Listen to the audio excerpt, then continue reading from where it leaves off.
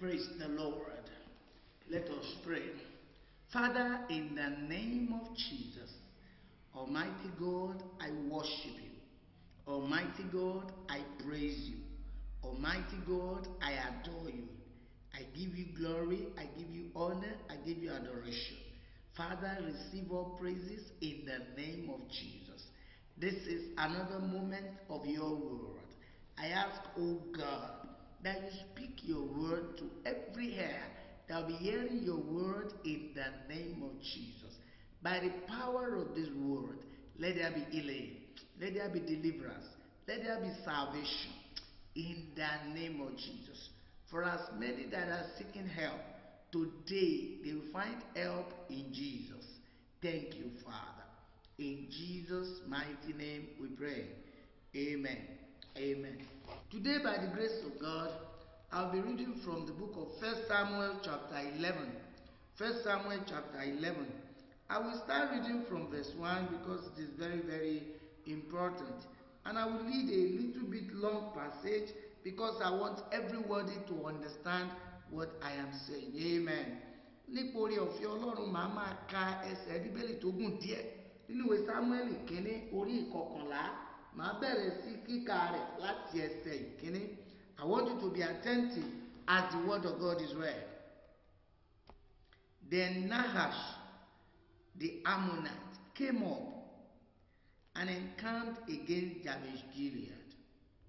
And all the men of Jabesh said to Nahash, "Make a covenant with us, and we will serve you." And Nahash, the Ammonite, answered them, "On this condition I will make a covenant with you, that I may put out all your right eyes, and bring reproach on all Israel." Then the elders of Jabesh said to him, "Hold off for 7 days, that we may send messengers to all the territory of Israel. And then, if there is no one to save us, we will come out to you." So the messengers came to Gibeah of Saul and told the news in the hearing of the people. And all the people lifted up their voices and wept. Now there was Saul coming behind the earth from the field. And Saul said, "What troubles the people that they weep?" And they told him the words of the men of Jabesh. Then the Spirit of God came upon Saul when he heard this news, and his anger was greatly aroused. So he took a yoke of oxen and cut them in pieces and sent them throughout all the territory of Israel by the hands of messengers, saying, "Whoever does not go out with Saul and Samuel to battle, so shall be done to his oxen." And the fear of the Lord fell on the people, and they came out with one consent. When he numbered them in Bezek, the children of Israel were 300,000, the men of Judah 30,000. And they said to the messengers who came, "Thus you shall say to the men of Jabesh Gilead, tomorrow, by the time the sun is hot, you shall have help." Then the messengers came and reported to the men of Jabesh, and they were glad. Therefore the men of Jabesh said, "Tomorrow we will come out to you, and you may do with us whatever seems good to you." So it was on the next day that Saul put the people in 3 companies, and they came into the midst of the camp in the morning watch, and killed Ammonites on the heat of the day. And it happened that those who survived were scattered, so that no 2 of them were left together. Then the people said to Samuel, "Who is he who says, 'Shall sun reign over us?' Bring the men, that we may put them to death." But Saul said, "Not a man shall be put to death this day, for today the Lord has accomplished salvation in Israel." Then Samuel said to the people, "Come, let us go to Gilgal and renew the kingdom there." So all the people went to Gilgal, and there they made Saul king before the Lord in Gilgal. There they made sacrifices of peace offerings before the Lord, and there Saul and all the men of Israel rejoiced greatly. Hallelujah. Mo kí gbogbo ẹ̀yin tí ẹ̀ ń gbọ́ mi lónìí. Ìṣòro kan ni ẹ̀mí mímọ́ fẹ́ ká yanjú lónìí. Ìwádìí fi hàn wá wípé gbogbo ènìyàn pátápátá ló gbàgbọ́ wípé òun nílò olùrànlọ́wọ́. Ìdí nìyẹn tó fi jẹ́ wípé àwọn ènìyàn ń wá olùrànlọ́wọ́ ní gbogbo ọ̀nà. Olórin kan tiẹ̀ kọrin wípé ta lẹni náà tó lè gbà wá, ta lẹni náà tó lè gbà wá, ta lẹni náà tó lè gbà wá lọ́wọ́ ogun ọmọ aráyé, lọ́wọ́ ogun ọmọ aráyé, ta lẹni náà tó lè gbà wá. Ìbéèrè tí gbogbo ènìyàn ń béèrè kiri nìyí. Ta ni yóò gbà wá lọ́wọ́ ogun? Ta ni yóò gbà wá lọ́wọ́ ìpọ́njú? Ta ni yóò gbà wá lọ́wọ́ wàhálà? Àwọn ọmọ Nàìjíríà ò lè gbàgbé kíákíá nígbà ayé Moshood Kashimawo Ọláwálé Abíọ́lá. Ó ní òun ní ìrètí ọdún 1993, Hope 93. Àwa tá a bá rántí nígbà yẹn, a fi ìgbàgbọ́ wa sínú MKO Abíọ́lá. In fact, ìdìbò tá a dìbò nígbà náà ó jẹ́ ìdìbò tó dára jùlọ lórílẹ̀‐èdè Nàìjíríà. Ṣùgbọ́n tó jọ wá lójú ni wípé bí MKO ṣe pera rẹ̀ ní ìrètí ọdún náà, ó fúnra rẹ̀ ó wà ní ipò àìnírètí. Wàhálà débá, ogun débá. Gbogbo àwa tá a bá jọmọ Nàìjíríà ń rántí wípé wàhálà yẹn ló tara bọ̀ pẹ̀lú ọ̀rẹ́ rẹ̀ Babangida tí kò bọ́nú ẹ̀ títí tó fi kú. Amen. Kí ni mò ń gbìyànjú láti sọ? Àwa tá à ń wá olùrànlọ́wọ́ àti ìrètí, ó dunni láti sọ fún yín wípé ìrètí kankan kò sí nínú ènìyàn. Ní ibi tá a kà yìí, Bíbélì sọ fún wa wípé ìṣòro dé bá àwọn ọmọ Ísírẹ́lì tó wà ní Jabes Gileadi. Ìpọ́njú dé bá wọn, ogun dé bá wọn. Bíbélì di ẹ̀jẹ̀ kó yé wa wípé ogun náà pọ̀ débi pé ó gba omijé lójú wọn. Kí ni ogun náà? Ọkùnrin alágbára kan bá Ámónì, òun ló ránṣẹ́ sí wọn.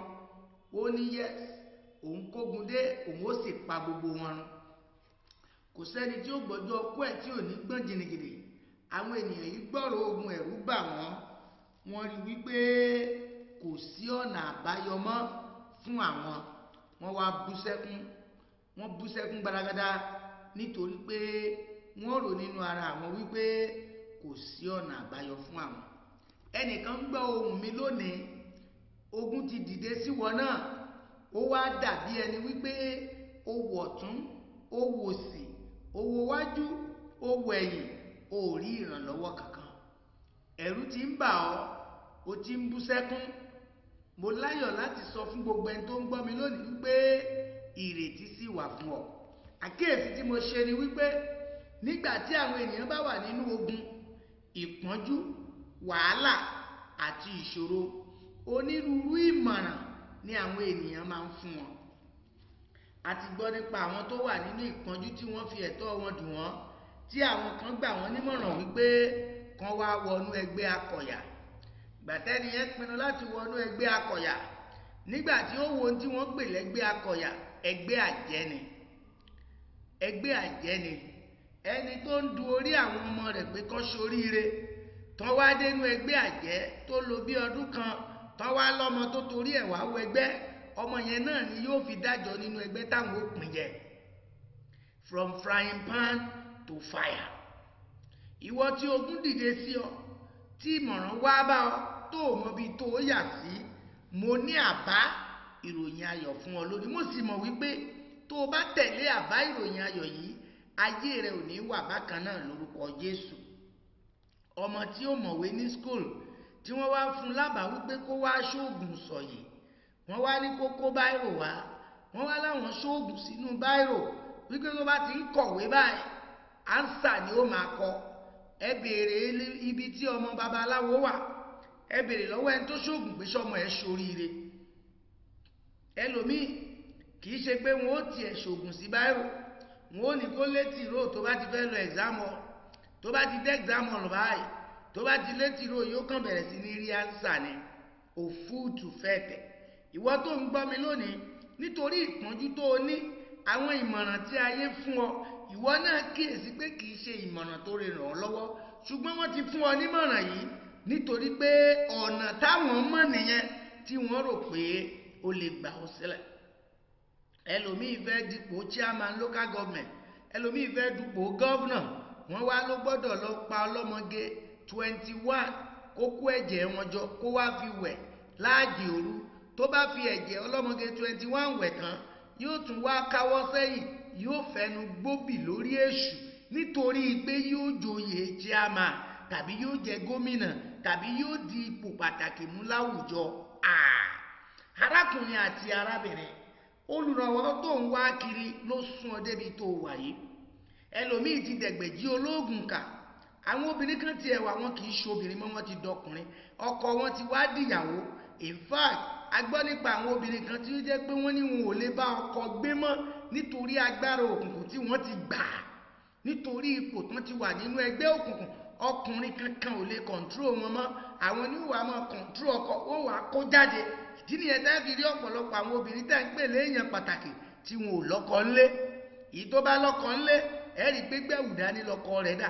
ìgbà tó gún dé tí pọ̀njú dé, ìmọ̀ràn tí wọ́n fún ló tẹ̀lé, òun ló sọ́dà tó sọ́dà yẹn. ọkùnrin kan ó ń bẹ̀rù ìjàmbá ọkọ̀, ọ̀rẹ́ rẹ̀ wá ló mọbi kan tóun ó mú lọ. nígbà tí wọ́n ó mú lọ bí tí wọ́n ó mú lọ, jàǹkárìwò oríṣiríṣi ni wọ́n so mọ́ sí àárín ọkọ̀. unfortunately, nígbà tó padà dọ́dọ̀ babaláwo tó ṣoògùn, wọn ní babaláwo láksidẹ̀ǹtì ó ti kú. ó wá yà lẹ́nu wípé babaláwo tó ṣoògùn yìí òun náà ló tún kú nínú accident.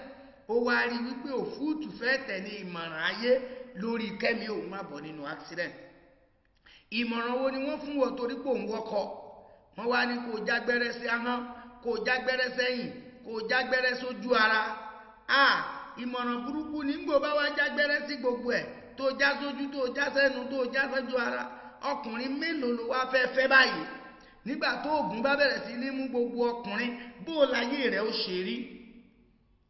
àwọn ọmọ Ísírẹ́lì bọ́ sọ́wọ́ Náṣì ọba Ámónì.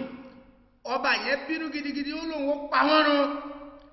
nítorí pé àwọn ọmọ Ísírẹ́lì lákòókò yóò mọ̀nà àbáyọ, àwọn náà sáré lọ bá àwọn ọ̀tá wọn pé ẹ gbà wá, kí ni ká ṣe tẹ́ òfin ní pa wá run? a fẹ́ bá yín múlẹ̀, a fẹ́ bá yín dá májẹ̀mú, a fẹ́ wọnú ẹgbẹ́ awo kan náà pẹ̀lú yín. Náṣì ní ọ̀nà kan péré ni, ó lóun gbọ́dọ̀ yọ ojú ọ̀tún gbogbo àwọn ọkùnrin kó sì fi wọ́n ṣẹ̀sín ní gbangba. Can you imagine? ẹni a ní ó gbani kó fẹ́ni lójú, ó lọ fata sẹ́nu. ẹni a ní ó bù kíni lẹ́yìn tó fẹ̀gún sọ́wọ́. kí ni ìtumọ̀ owó yọ ojú ọ̀tún tó sì fẹ́ ràn wọ́n lọ́wọ́? ìwọ náà kíyèsí àwọn ìrànlọ́wọ́ tí àwọn ènìyàn ti ń fún ọ. gbogbo ìrànlọ́wọ́ táwọn èèyàn ti fún ọ ṣó ràn ọ́ lọ́wọ́ ni? àwọn ọmọ Ísírẹ́lì wá ronú sí ìmọ̀ràn yìí pé ìmọ̀ràn burúkú rèé, ó wàá yọ ojú ọ̀tún wa. ẹnìkan wà ń bẹ̀ yẹn, Sátánì ti yọ ojú ọ̀tún rẹ nítorí pé ó wá ìrànlọ́wọ́ lọ sọ́dọ̀ rẹ̀. lórúkọ Jésù Kristi, ibi tí Sátánì bà ayé rẹ jẹ́ dé yẹn ó tó gẹ́. lónìí Jésù yóò rẹ ayé rẹ padà. Amen. àìmọye àwọn ènìyàn tí ọ̀tá ti sọ di aláṣọ kan, ó ti sọ wọ́n di aláṣọ pípọ́n, ó ti sọ wọ́n di aláìníláárí. ẹlòmíì kò tiẹ̀ ní human feeling mọ́ nítorí pé èṣù ti gbé wọ̀, èṣù ti pa lọ́mọ jẹ, èṣù ti ba yí ẹ̀ jẹ́, wọ́n ti kó nǹkan burúkú sí lọ́wọ́. òun náà ti wá dẹbọra, kò wá bẹ̀rù ẹ̀mí ènìyàn, ó wá dẹni tó ń pa ènìyàn bí ẹni ń pa adìyẹ. irú ìmọ̀ràn wo ló ń tẹ̀lé? àwọn Ísírẹ́lì bẹ̀rù ìmọ̀ràn yìí, wọ́n wá bẹ̀bẹ̀ fún ọjọ́ 7 pé jẹ́ wá ràn lọ́wọ́ lọ. tá a bá rí ìrànlọ́wọ́, ajẹ́pà ń padà bọ̀, á wá tẹ̀lé ìmọ̀ràn rẹ̀. bóyá nítorí pé wọn ò rí ọ̀nà àbáyọ ló fi tẹ̀lé ìmọ̀ràn Sátánì, ló fi lọ fẹ́ ọ̀mùtí, ló fi fẹ́ oníyàwó 2, ló fi fẹ́ ẹni tí ó ń ṣoògùn, ló fi rìn níbi tó rìn sí, ló fi lọ ní ìbálòpọ̀ kó o tó gbaṣẹ́. ọ̀nà àbáyọ wà fún ọ lónìí. Jésù Kristi òun ni ọ̀nà àbáyọ. Bíbélì sọ fún wa pé nígbà táwọn ọmọ Ísírẹ́lì ń sunkún káàkiri, ìròyìn kàn sétí ọmọ Ọlọ́run ní kí ló dé, wọ́n ní wọ́n là ń gbẹ̀mí wa ní, ó sì ní gbogbo ìlú ẹ jẹ́ á dìde ká ran àwọn ènìyàn wọ̀nyí lọ́wọ́, Ọlọ́run Ísírẹ́lì yóò sì gbà wọ́n. Bíbélì wípé Sọ́ọ̀lù ṣe ìlérí fún wọn pé lọ́la ìrànlọ́wọ́ yóò dìde sí yín láti ọ̀dọ̀ Olúwa. Ẹnìkan gbọ́ mi lónìí, ó ti ṣe wàhálà, ó ti sú ọ, ó ti dààmú ò mọ bí tó gbà mọ́. Bóyá wọ́n ti attempt láti para rẹ̀, you have attempted suicide many times. Bóyá o ti gbóògùn jẹ tàbí o ti fẹ́ gbé jẹ, bóyá o ti fẹ́ súnra rẹ lókùn nínú yàrá, o nílò gbogbo yẹn. Mo láyọ̀ láti sọ fún ọ pé ìròyìn ayọ̀ ó ti wà fún ọ, ọ̀nà àbáyọ ti dé, ìrànlọ́wọ́ sì ti dé pẹ̀lú. Hallelujah. Ó ní lọ́la ìrànlọ́wọ́ yóò dìde sí yín láti ọwọ́ Olúwa wá. Ẹnìkan gbọ́ mi, mo kéde lórúkọ Olúwa pé bí Olúwa ṣe ń fi òpin sí ìpọ́njú, wàhálà àti ìdààmú rẹ, ìrànlọ́wọ́ rẹ dé báyìí lórúkọ Jésù. Ṣùgbọ́n ìrànlọ́wọ́ kì í dédé dé. Nínú ìwé Jeremáyà, Bíbélì ní ègbé ni fún ẹni náà tó fi ìgbẹ́kẹ̀lé rẹ̀ sínú ènìyàn. Ohun àkọ́kọ́ ni wípé gbogbo ọ̀nà àbáyọ tó o ti try, gbogbo ìmọ̀ràn tó o ti gbà, wàá kọ́kọ́ cancel ẹ̀ ná.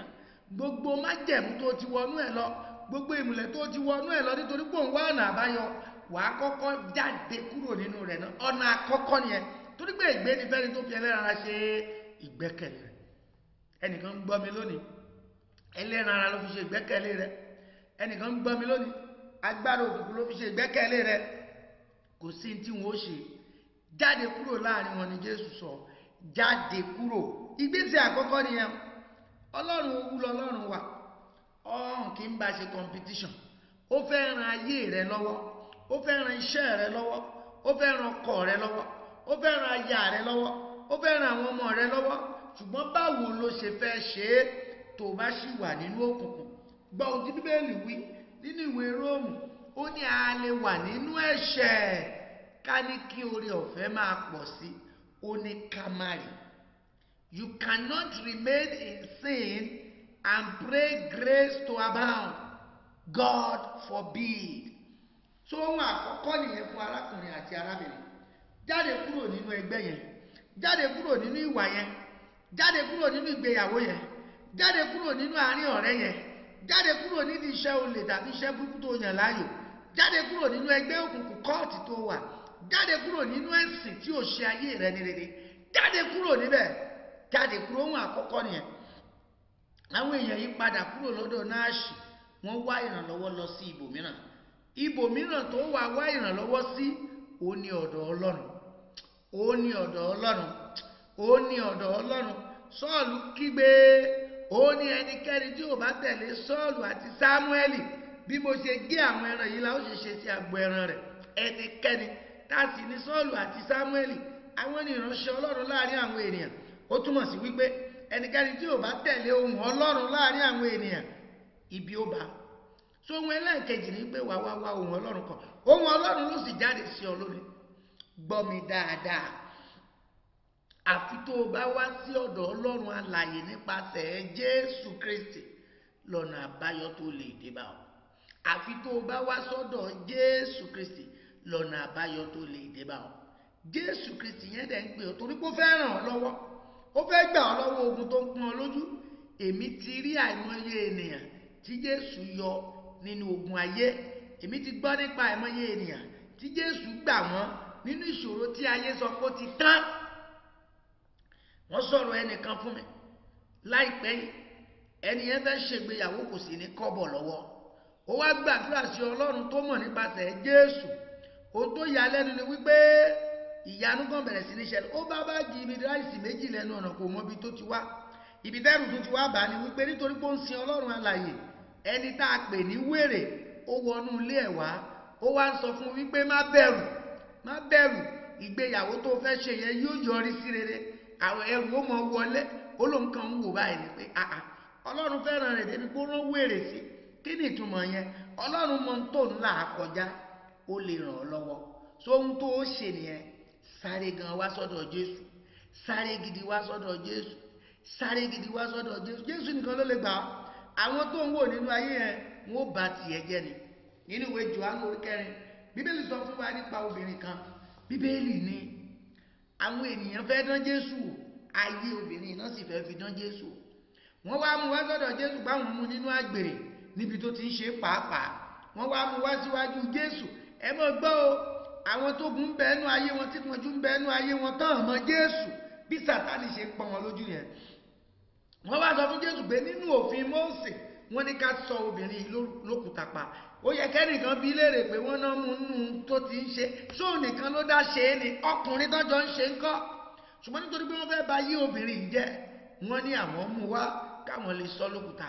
Wọ́n wá bi Jésù pé Jésù kí ló rí wí sí ká tó sọ lókùúta. Ẹnìkan ń gbọ́ mi lónìí, gbogbo tí Sátánì ti pinnu lórí ayé rẹ Jésù nìkan ló lè gbà ọ́. Bóyá àwọn ẹbí rẹ ti sọ ọ́ lórúkọ, àwọn ẹbí ọkọ rẹ ti sọ ọ́ lórúkọ, àwọn ìdílé ìyàwó rẹ ti pa ọ́ tí wọ́n lò lówó lọ́wọ́, wọ́n lé èèyàn lásán ní ọ́ èkejì ajá. Mo láyọ̀ láti sọ fún pé tó bá lè wá sọ́dọ̀ Jésù lónìí wàrà àdúgbà. Bíbélì ní nígbà táwọn èèyàn fobìnrin sùn níwájú Jésù ní ẹni tí ò bá dẹ́ṣẹ̀ ní kó kọ́kọ́ sọ òkúta. Jésù sọ pé obìnrin kì í ṣe ẹlẹ́ṣẹ̀. Ó ní ṣùgbọ́n àwọn tó mọ́kúta dání iná ẹlẹ́ṣẹ̀ làwọn náà, gbogbo wọn ló yẹ kán sọ lókúta papọ̀. Ṣùgbọ́n Jésù gba obìnrin yìí rẹ̀. Jésù wá sọ fún pé máa lọ má dẹ́ṣẹ̀. Mo ẹlẹ́kẹta ni ẹwọ tó ń gbọ́ mi lónìí, kọ ẹ̀ṣẹ̀ sílẹ̀. Ohun tí Sátánì fi rọ́wọ́ múnú ayé rẹ ni ẹ̀ṣẹ̀ tó ń dá. Ìwọ náà wọnú ayé rẹ bó ṣe kún fún ẹ̀gbin, wọnú ayé rẹ bó ṣe kún fún ẹ̀ṣẹ̀. Ò ń parọ́, ò ń jà, ò ń jalè, ò ń ṣàgbèrè. Ìyàwó oníyàwó ni wọ́n ń bá kiri, ọkọ ọlọ́kọ ni wọ́n ń tẹ̀lé, ibi iṣẹ́ rẹ ò ṣolóòótọ́. Gbogbo àwọn ìwà ẹ̀ṣẹ̀ tó ń ṣe, ẹ̀ṣẹ̀ yìí ni Sátánì dì mọ́wọ́ tó fi ń pọ́n ọ lójú. Kọ̀ ẹ̀ṣẹ̀ yẹn sílẹ̀, torí pé lákòókò tá a wà yìí Jésù fẹ́ gba ẹlẹ́ṣẹ̀. Jésù fẹ́ gba ẹlẹ́ṣẹ̀. Nígbà tó bá gbà ọ́ tán, lẹ́yìn yẹn lọ̀rọ̀ rẹ ó tó lójú. Ibo ló ń wá ìrànlọ́wọ́ lọ?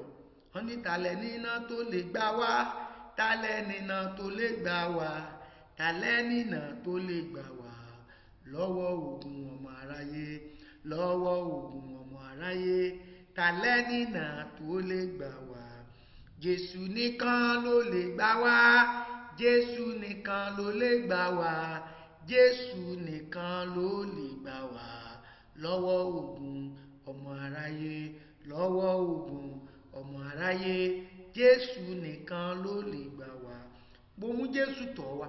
Bó ṣe rúgbà kúrò nínú ẹ̀ṣẹ̀ rẹ, fi ayé rẹ fún Jésù. Kò ní ṣe pẹ̀lẹ́sìn rẹ o, ẹ̀sìn tó ti sìn látijọ́ ìtí ò ràn ọ́ lọ́wọ́. Mo pè ọ́ níjà báyìí, wá sọ́dọ̀ Jésù. Ìrànlọ́wọ́ rẹ yóò dé lónìí. Ogun yẹn á ṣẹ́, ìpọ́njú yẹn á lọ, ọrọ̀ yẹn á dé, ìbùkún yẹn á dé, ògo á farahàn. Gbogbo tọ́ta ti tẹ̀rì nínú ayé rẹ, Olúwa ó gbé dìde. Ìwọ náà rọ̀wọ́ mú láàrin ẹgbẹ́. Ó ń pinnu láti gba Jésù lólúwa àtolùgbàlà. Di ojú rẹ níbi tó wà, gbé ọwọ́ rẹ lé àyà rẹ, máa sọ àwọn ọ̀rọ̀ wọ̀nyí tẹ̀lé mi. Sọ wípé Jésù Olúwa, mo dúpẹ́ fún ọ̀rọ̀ rẹ tí mo gbọ́ lónìí. Mo fẹ́ ìrànlọ́wọ́ látòkè. Èmi náà ń wá ìrànlọ́wọ́ rẹ. Torí náà Jésù, mo kọ ẹ̀ṣẹ̀ mi sílẹ̀, mo sì pè ọ́ wọnú ayé mi. Dáríjì mi, kó pẹ̀ṣẹ̀ mi rẹ́, kó kọ orúkọ mi sínú ìwé ìyè. Mo dúpẹ́ Jésù torí o ti gbà mí. Àmín.